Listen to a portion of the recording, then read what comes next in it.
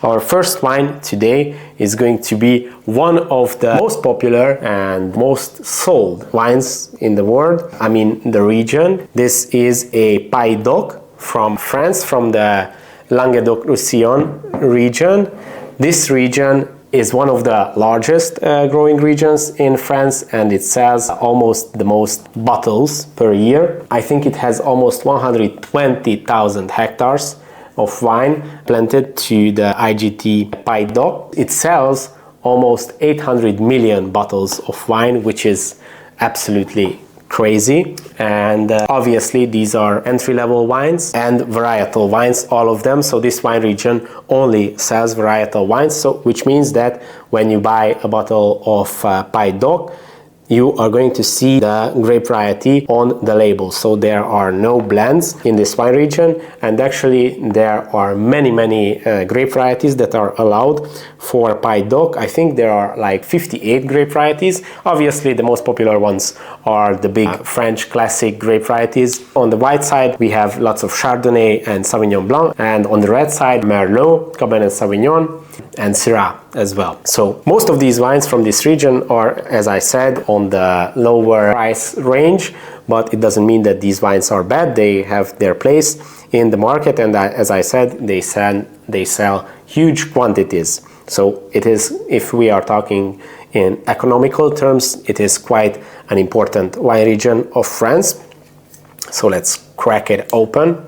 And obviously, since they are more affordable, you can find amazing quality to price ratio wines in this region, and we are going to find out if this is one of them or not. So this is from the Antoine Durand winery. It's from 2023, quite young, but for this style of wine that shouldn't be a problem. As I said, the Pays d'Oc is in the Languedoc-Roussillon region in the south of France. So let's jump into this wine and see what it offers.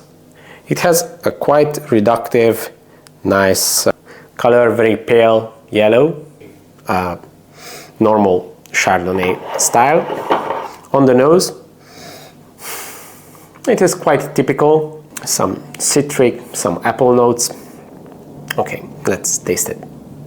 On the palate, quite crisp, really nice acidity, light body, but not too complex, and it has a quite fast finish, so it doesn't linger on your palate for a long time. And actually it's pretty alcoholic. Let's see what was the alcohol level. Wow, it's 13%. For a Chardonnay this caliber, that's quite high. That's an interesting wine. I would say, I don't really remember what was the price, but it was more affordable. Quite fruity, really nice, round. It didn't see any oak, so it is purely reductive technology, probably in stainless steel. Okay, let's rate it, and we are going to add it to our database. We are actually working on a wine database where we are going to collect all of our ratings from the team, and it's going to be public and anybody can see it, and we hope that it's going to be a valuable resource for all the wine lovers out there. So as I said, it is pretty clear, nice, there are no wine faults, but on the other hand, there is no real complexity, and the length is also quite lacking, but it is, we should understand it in the proper context. I think this is an 84 point wine, so I'm going to rate this 84.